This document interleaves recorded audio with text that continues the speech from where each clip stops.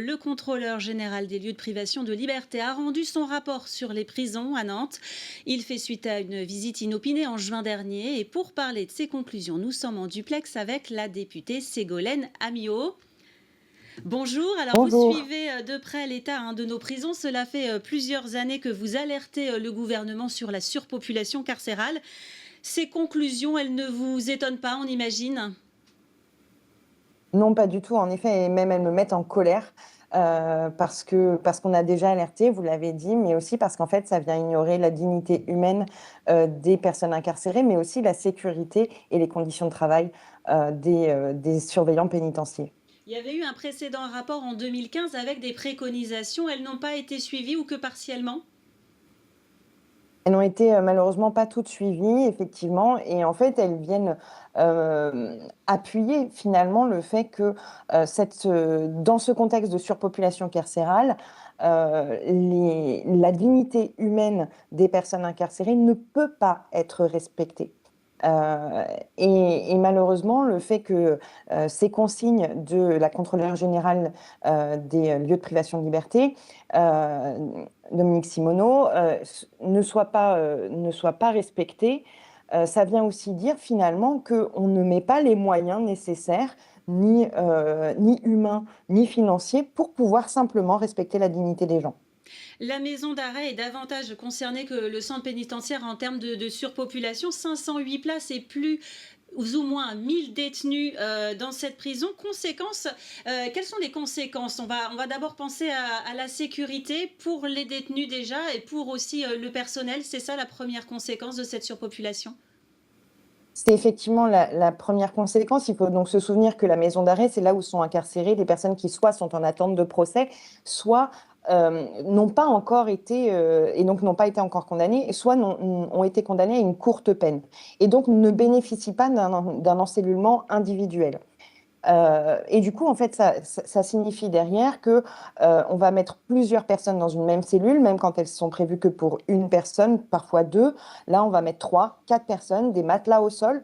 Donc ça veut dire peu d'espace pour se mouvoir, voire pas d'espace du tout, parfois moins de 3 mètres carrés, pour pouvoir s bouger à l'intérieur de la cellule.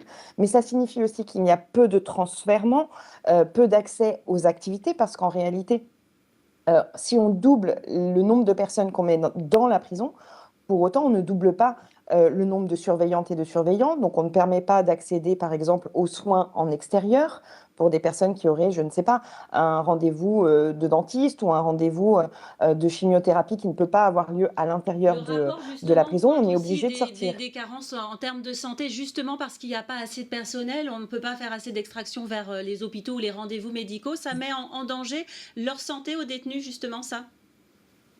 Ça met la santé des détenus en danger et puis, ça met aussi les surveillantes et les surveillants dans une situation particulière parce qu'en réalité, leur rôle n'est pas seulement d'ouvrir et de fermer des portes, mais aussi d'accompagner les personnes détenues, vers justement les accompagner à leurs soins, les accompagner aussi dans leur détention pour peut-être, avoir un nouveau diplôme, suivre des cours. Là aussi, on n'a pas plus de professeurs, on n'a pas plus de salles de classe, on n'a pas non plus, plus d'accès, à la réinsertion et à tous les dispositifs nécessaires pour la réinsertion.